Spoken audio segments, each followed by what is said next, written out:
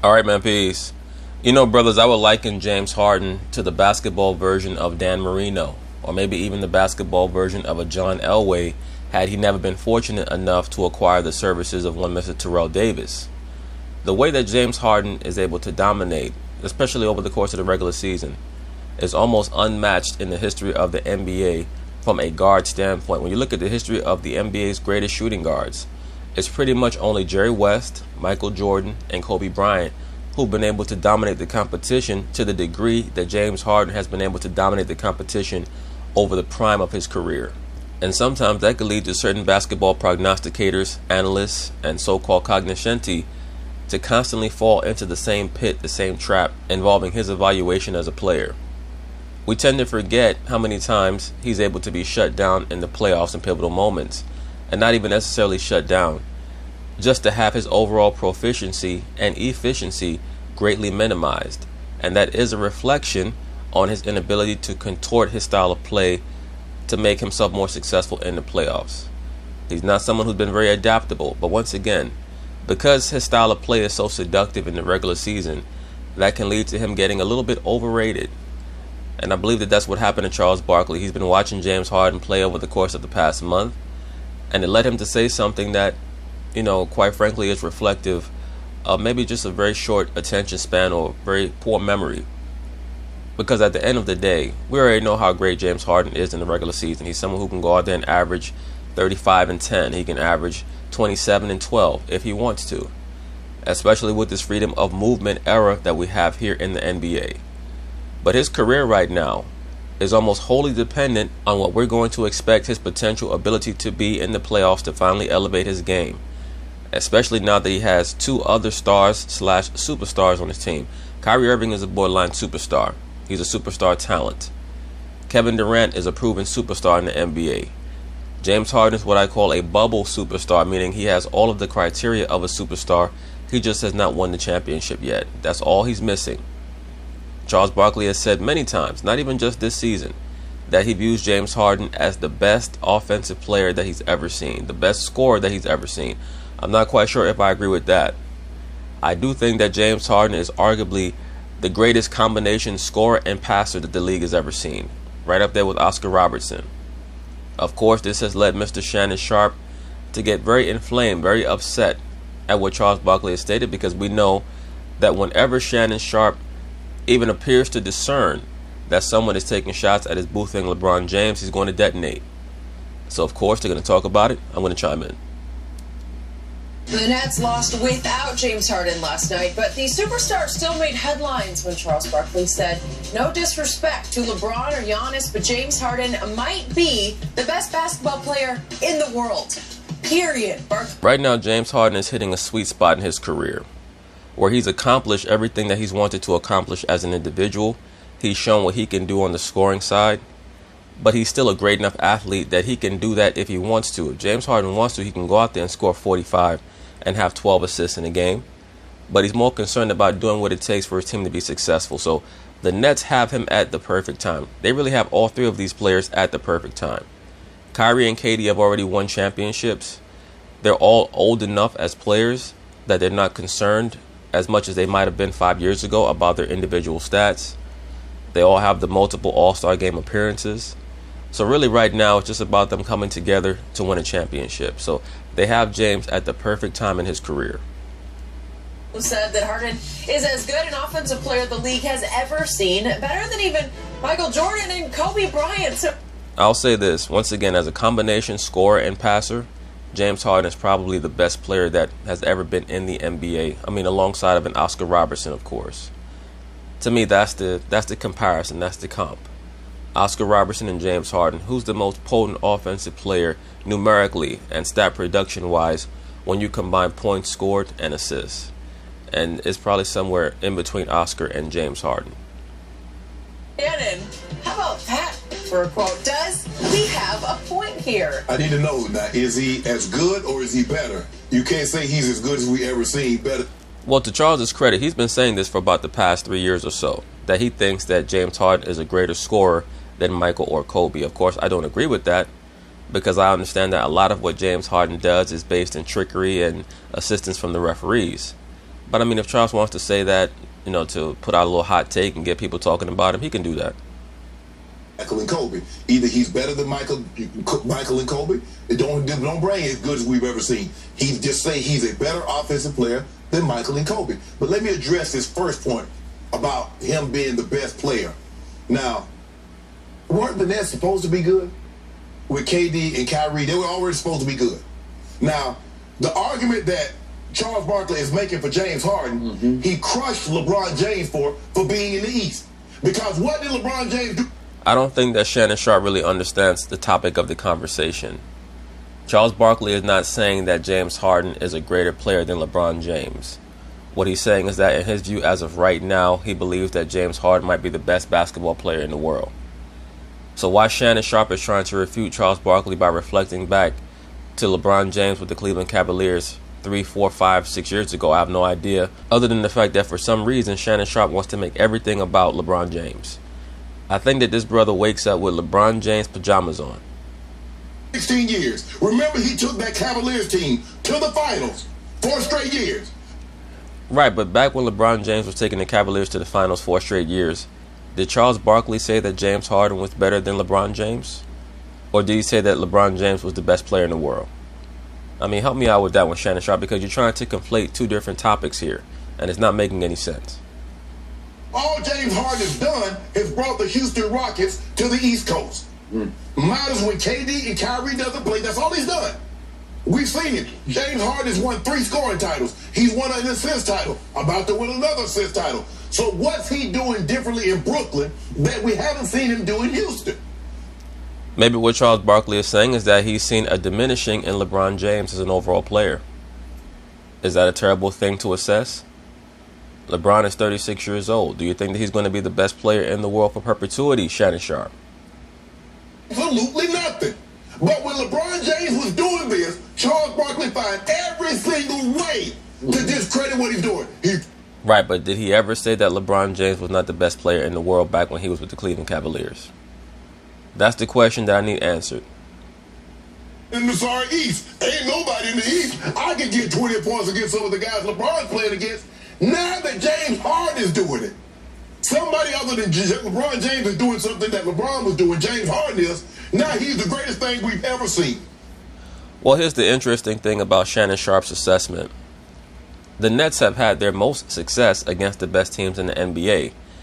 And I think that they may even have a better record against the Western Conference than they do against the East. Keep in mind that they lost to the Utah Jazz last night because all 3 of their star players were out. Other than that, I'm not even quite sure the last game that they lost against a so-called top team in the NBA. Ever seen? Really? Really? Yes, really. Who got that kind of... Charles didn't talk to his opinion. He's great at what he does. He was a hell of a basketball player. But Skip, what has James Harden done that you've seen him do in the last 30 games that you didn't see in Houston? Remember? He led the league in scoring and still was led the league in assists. Well, Shannon Sharpe, here's the thing. And I'm on record as saying many times that I thought that LeBron James was still the best player in the world for a couple of seasons after many people did not. Many other basketball fans on YouTube or on the internet would disagree with me. Even though I said that, once again, LeBron James is the best, and until he gets knocked off, I'm going to count him as the person who's going to come out of the Eastern Conference. In 2018, I picked the Cleveland Cavaliers to make it to the finals, even when many other people were picking other teams, claiming that it was going to be the Raptors or whoever. I said until LeBron James gets knocked off, I'm going to pick him to come out of the East. But please keep in mind that even during that era, James Harden would customarily finish higher than LeBron James in the NBA's MVP award voting. So this is not like it came out of nowhere. So for you to say what is James Harden doing different on Brooklyn than he was doing on Houston, if you're trying to prove in some way, shape, or form that he's still the same player and LeBron James is the same player, keep in mind that James Harden has normally been getting more ballots cast for him as the NBA's regular season MVP over the past 5 years than LeBron James has. Now, what sets LeBron apart is that he's been able to make these deep playoff runs, normally with the assistance of other star or superstar players. James Harden has never really had that other than that 1 year with Chris Paul. And we saw what happened there. So I'm not surprised by anything James Harden is doing. But I tell you what I want you to do. Wake me up when he does this in the playoffs. Because I've seen him do this for the last 8 years come regular season. Okay. I agree with that, and that's the best point that you've made. But I will have to counter by saying that we've never seen James Harden with anywhere near the amount of talent around him that he has right now. Nowhere close. We've seen LeBron James play on teams that have multiple-time All-Stars, first-ballot Hall of Famers, and go to the finals. That's why I always state that the best season that I've ever seen LeBron James play postseason-wise was 2018, and it wasn't even close. But that was him going through an Eastern Conference that had no other real superstar players in it. So we're going to find out a lot about Mr. James Harden this year. There's no doubt about that. He cannot have another series where he shoots 38, 39% and flames out. Not when he's expected to have Kyrie Irving and Kevin Durant there to assist him. So you were interpreting what Charles Barkley said as a Shot. between the lines shot at LeBron James. And it was, and you did too. I did not. Neither did I, because it really wasn't. Charles has been saying for a long time that he thinks that James Harden is a greater offensive player than Michael Jordan and Kobe Bryant. I don't agree with that. Now he's elevating it to he thinks that James Harden might be the best player in the NBA. Why is he saying that? Maybe it's because LeBron James is hurt. Maybe because he thinks that he sees some slippage in LeBron James. Do I necessarily agree that James Harden is an overall better player than LeBron? I'll say this, it's closer than people give it credit for. I did say when LeBron James first went to the LA Lakers and James was still out there with the Rockets that they were going to meet in the playoffs and that I would pick James Harden's team to win. Of course, that never bore fruit because the Lakers did not make the playoffs in 2019. And then in 2020, LeBron James was able to acquire another borderline superstar level player in Anthony Davis. But I would love to see a team led by James Harden go against a team led by LeBron James with relatively even Steven talent, just to see who would win. In 2018, there's no doubt in my mind that had the Houston Rockets been able to defeat the Golden State Warriors in 7 games and gone on to the finals to face LeBron James, James Harden would have defeated LeBron in those finals because that Rockets team, their defense was just too ferocious. From my heart, I did not. I never even thought twice about that. My first thought was Charles finally got one right. He said he's probably, I'm going to go all the way to he just is. He is. So he better than Kevin Durant now. I'm talking about perimeter offensive player.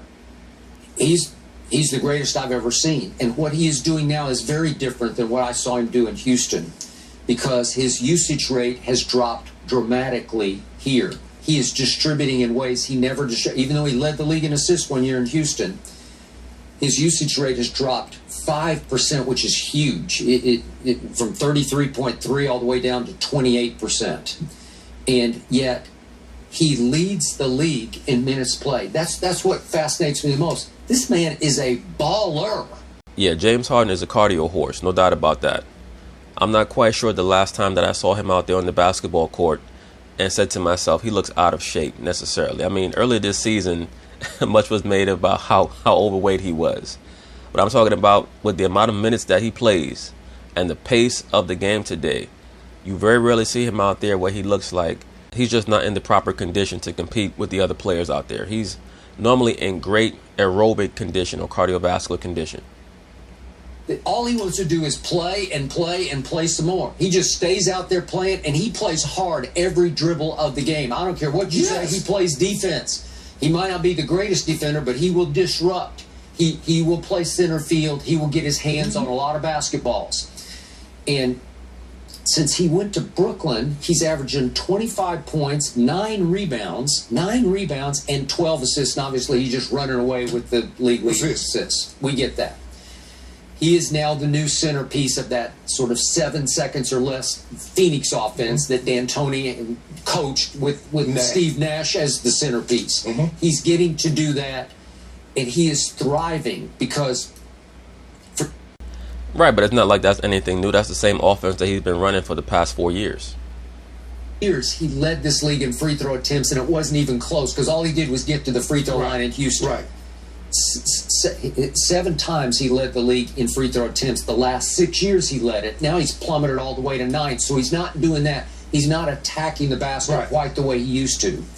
He's asked to play differently than what he was in Houston. Okay, so I'm just going on my eye test.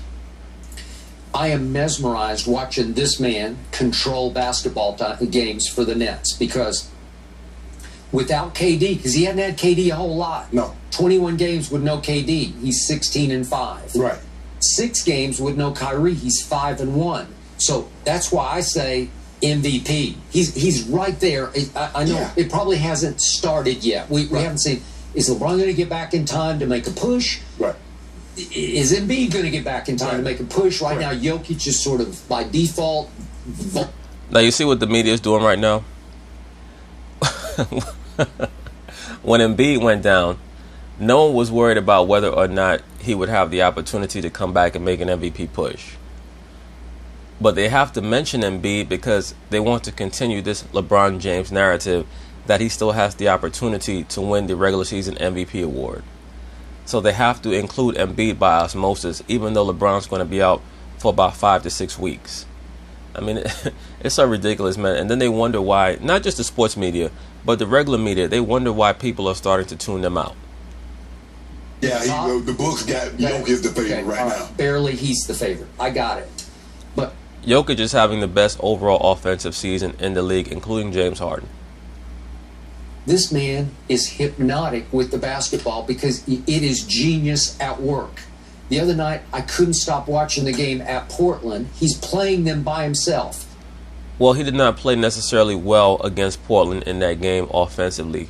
As a passer, he was like a wizard. But when it came to his shooting and his scoring, he definitely was off that night. I believe that he was 7 for 24 in that game. CJ's back. So it's CJ and Dame. And it's Cantor, who got 19 rebounds, 10 offensive, and scored 19 points.